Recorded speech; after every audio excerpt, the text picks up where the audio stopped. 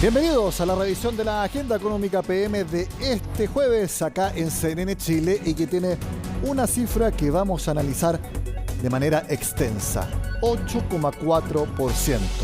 Se trata del aumento que tuvo el desempleo en nuestro país entre diciembre y febrero. Y lo que nosotros comentamos acá es que hay que tener mucho cuidado con el mercado laboral, porque en esa época del año es cuando más puestos se crean y la tendencia indica que se tiene que bajar la desocupación y no subir, como informó el INE. Veamos cómo ha estado la tasa nacional en los últimos meses. Hace exactamente un año estaba en 7,5%, por eso la alza es de 9 décimas en ese periodo de tiempo. Y como podrán ver, prácticamente no había cambios mes a mes, 7,8, 7,7, 7,8, 7,8, 7,9, 7,9, 8. No había mayor cambio de un mes a otro más que una décima. Por eso nos llamó bastante la atención que en un mes, de un trimestre del trimestre informado anteriormente al de hoy, se haya elevado en 4 décimas. ¿Cuál fue la reacción del gobierno? ¿Cuál fue también el análisis que hicieron en el mercado? Eso lo resume Francisca Cárdenas en el siguiente informe. Es el mayor nivel desde septiembre de 2021, prácticamente un año y medio. El alza 8,4% que alcanzó el desempleo en el país responde a un factor tan relevante como simple. Hubo más gente que salió a buscar un trabajo que los puestos que se crearon. Este 8,4% es casi un punto más que el 7,5% de hace un año. Es el cuarto aumento después de continuas disminuciones que habíamos observado desde el trimestre febrero-abril de 2021. Esta es una variación estadísticamente significativa en 12 meses de la tasa de desocupación. En relación al trimestre anterior, se crearon más de 38.000 puestos nuevos de trabajo, principalmente en el sector público, lo que constituye la mayor alza mes contra mes desde mayo del año pasado, una cifra que destacan en la moneda. Sin embargo, los puestos disponibles no estarían dando abasto para la cantidad de gente que sale a buscar empleo. Y la cifra de desempleo ajustada estacionalmente es exactamente la misma que en el trimestre móvil anterior. Así que creo que eso nos indica que las cosas, que no hay un deterioro significativo del mercado del trabajo. La fuerza de trabajo ha seguido creciendo, sigue recuperándose, ¿cierto?, de la caída que tuvo la fuerza de trabajo, la caída que tuvo la tasa de participación durante la pandemia, y eso significa que, bueno, hay más gente que ve, que tiene interés en volver al mercado del trabajo y tenemos que preocuparnos de que la economía siga teniendo capacidad para absorberlo. En los últimos meses, la tasa de desempleo se había mantenido estable. Sin embargo, ya son 3 reportes seguidos de alza, con un marcado aumento en el último informe. Una cifra que llama la atención en el mercado laboral, teniendo en cuenta además el escenario económico actual, donde es más difícil la creación de nuevos empleos. A medida que se acaban la liquidez de los retiros y siguen aumentando los precios, cada vez más gente necesita buscar trabajo y por lo tanto entra al mercado laboral. Esto se evidencia en que la tasa de participación ha aumentado. Sin embargo, lo que pasa es que el mercado laboral está aún muy débil y por lo tanto no es capaz de absorber a toda esta masa de gente que entra. Muy negativo para la pequeña y mediana empresa, porque en la medida que aumenta el desempleo, disminuyen los consumidores que compran los productos y servicios que las pequeñas y medianas empresas generan. De ahí la importancia de generar los estímulos a través de planes de fomento. Entre diciembre y febrero, los ocupados llegaron a más de 9 millones de personas, su mayor número desde febrero de 2020, justo previo a la pandemia del COVID-19. Es que este es el tercer mes consecutivo en que tenemos un aumento del empleo. Es decir, nuestra economía está mostrando una capacidad dinámica de ir generando nuevos empleos, lo que por supuesto es algo importante que debemos resaltar. Encontramos ofertas laborales en los sectores de producción, en los sectores logísticos, principalmente ligados a los preparativos anticipados, ¿verdad?, del Día de la Madre. También en el sector retail para cargos como cajeros, vendedores. Y todavía hay más gente que deberá salir a buscar empleos, particularmente las mujeres. La tasa de desocupación femenina se sitúa en 9%, muy por encima de la que presentan los hombres de 7,9%. Queremos seguir analizando la que es sin duda la cifra económica de esta jornada. Lo hacemos en el contacto con el director del Centro de Estudios y Encuestas Longitudinales de la Universidad Católica, David Bravo, a quien vemos en pantalla. David, gracias por estar en Agenda Económica. ¿Qué tal? Buenas tardes, Nicolás. David, nosotros hemos calificado este 8,4% como una señal de ocupación, de que el gobierno tiene que ponerle mucha atención al mercado laboral, por supuesto también al resto de los actores. ¿Usted concuerda que esta cifra, si bien no es para alarmarse, sí es para entrar a poner mucha más atención? No, Nicolás, no concuerdo. Creo que el gobierno debería estar preocupado ya hace bastantes meses atrás del problema. ¿Cuál es el problema? El problema es el que hemos tenido durante toda la pandemia, y es que la tasa de desocupación es un mal termómetro que no nos dice bien la fiebre que tiene el mercado laboral. 9,06 millones de personas tenían un empleo antes de la pandemia. Las cifras que muestra hoy el INE es de 9.030.000, o sea, muy cerca, ¿no? Sin embargo, han pasado 3 años. En 3 años la población se ha incrementado. Y por lo tanto, para estar en una situación igual a la que teníamos antes de la pandemia, deberíamos tener hoy día cerca de 380.000 empleos más. Esta situación se viene dando durante todo el año 2022 y ahora en 2023. Y por lo tanto, la tasa de desocupación es un mal termómetro, porque ¿cuánto era la tasa de desocupación antes de la pandemia? 8%. Hasta el mes pasado, ¿cuál era la tasa de desocupación? 8%. Bueno, erróneamente se decía que estábamos bien. Falso. Había 400.000 empleos todavía pendientes, que es más o menos lo mismo que tenemos hoy día. O sea, la cifra anterior no era para aplaudir, la cifra actual no es para llorar. Creo que hace rato deberíamos estar preocupados de que todavía tenemos esos 400.000 empleos que, si se reflejaran en la tasa de desocupación, nos llevaría a una tasa de 2 dígitos.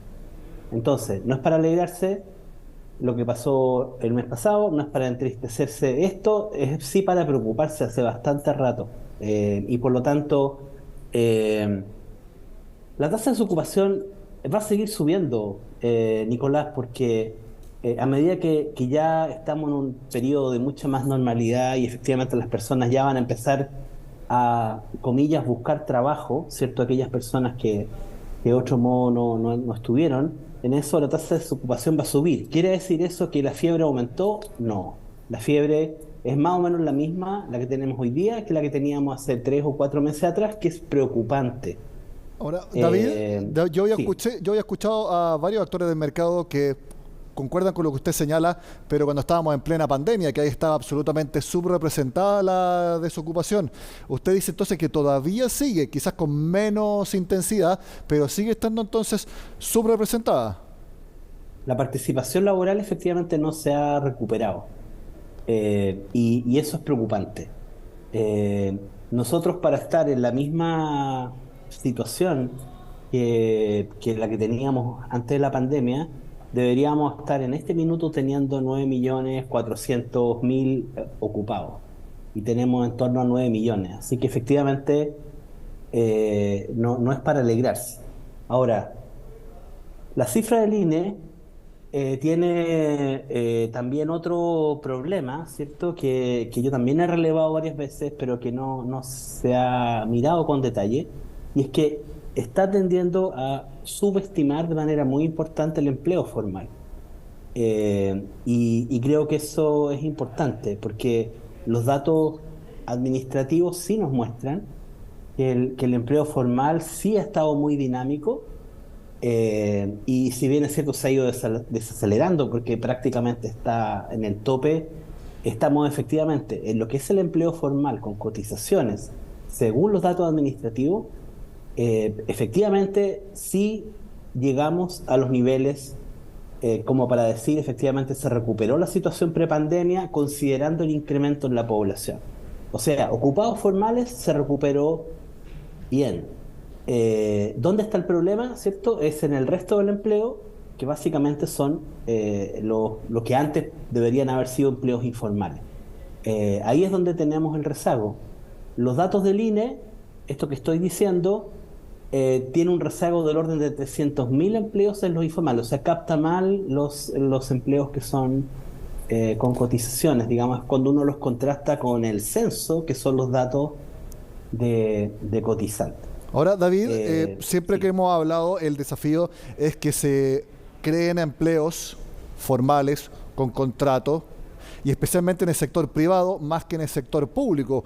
Estamos viendo cómo también el sector público está aportando mucho a la generación de puestos, y como usted señala, que si ya en el sector privado se llegó a los niveles prepandemia, la pregunta es si es que hay espacio y capacidad en la economía para crear nuevos puestos ahí.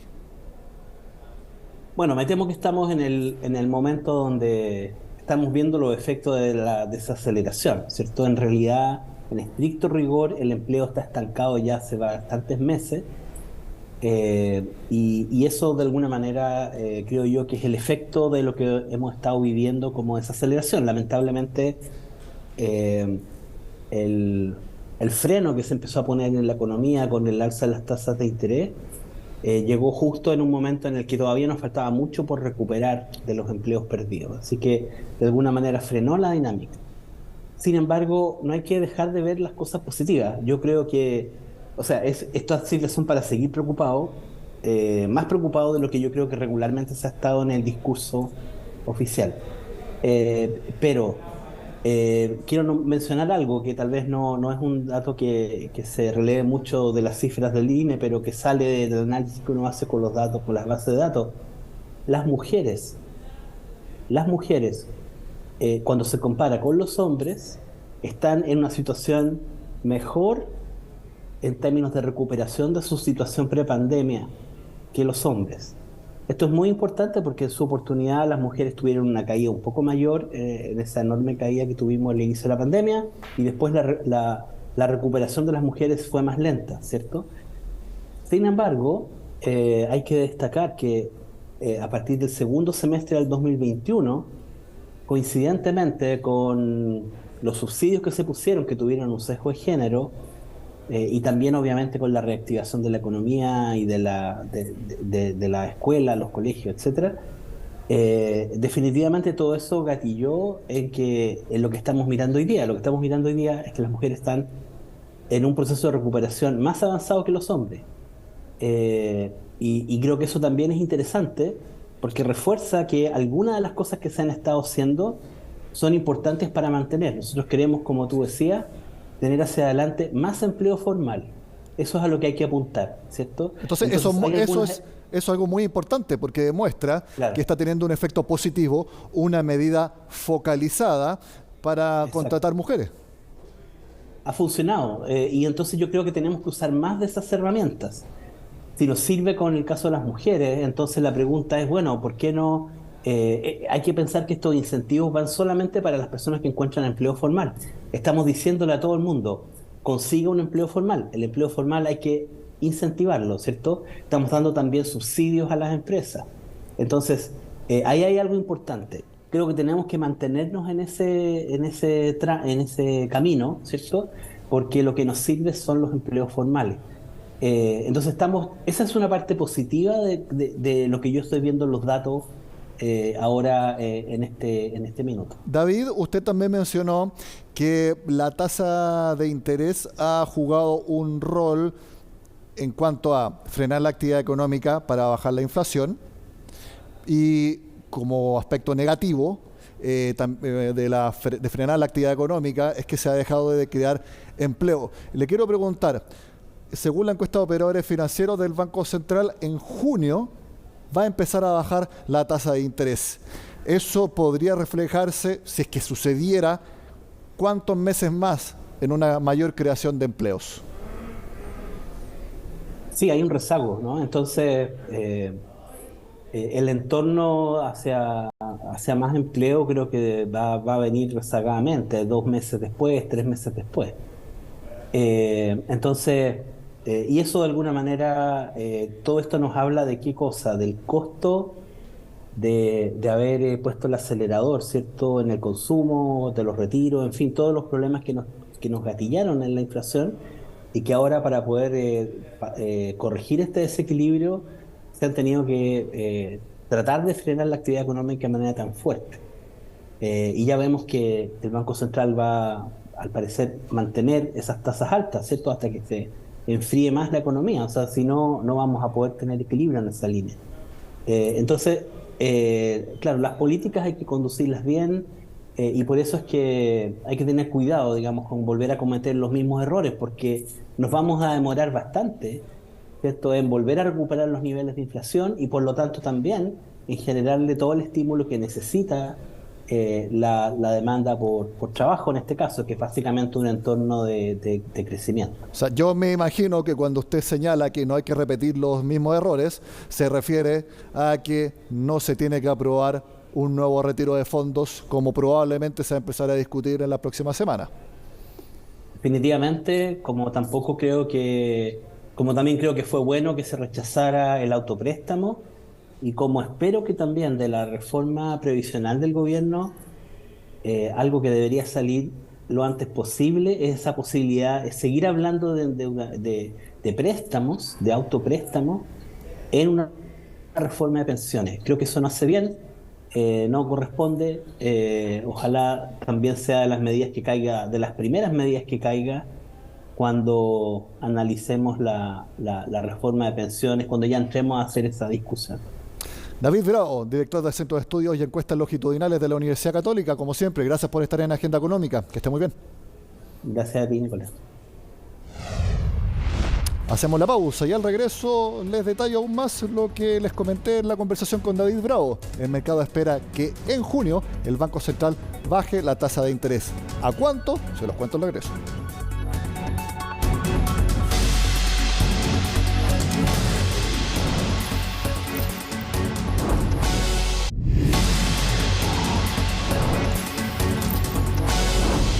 Tal como se los comenté, el mercado espera que en junio el Banco Central empiece a bajar la tasa de interés, así al menos lo mostró la encuesta de operadores financieros que publicó el Banco Central. Esta encuesta es importante porque es la última antes de la reunión de política monetaria del martes, en que el mercado prácticamente de forma unánime espera que el Banco Central mantenga la tasa de interés en 11,25%. Sin embargo, estiman que a partir de junio la bajaría y bastante fuerte, de 11,25 a 10,50%, y así seguiría bajando en las reuniones sucesivas. ¿Esto por qué? Porque también esperan que la inflación vaya cediendo. Si bien en marzo se calcula que el IPC subiría 1%, bastante más que la baja de 0,1 que hubo en febrero, ya en abril y mayo sería más moderado, 0,4% serían los IPC de ambos meses. Esas son entonces las estimaciones y que por supuesto servirán de antecedente para el Banco Central, que la próxima semana tiene tasa de interés el martes y el informe de política monetaria el miércoles.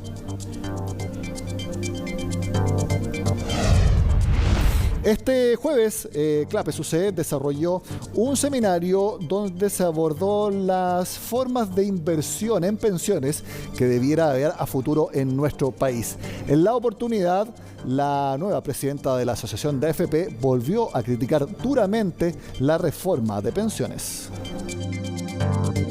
Esta reforma que ha planteado el gobierno más bien no es una reforma, es una refundación, es partir de cero. Acá no hemos hablado mucho del DL 3500, pero el decreto ley 3500, que es el que norma hoy día todos los ahorros previsionales, se elimina en este proyecto de ley. Y cuando se elimina, estamos arriesgando nuestro mercado de capitales, y eso creo que lo hemos levantado muy poco acá en Chile. Ya tenemos un mercado de capitales que ha estado muy amenazado por diferentes factores, entre ellos los retiros. La reforma en sus distintos componentes, el de cuentas nacionales, el de la separación de la industria, en la sustentabilidad del FIP, que es este fondo que manejaría el Estado, no es sostenible.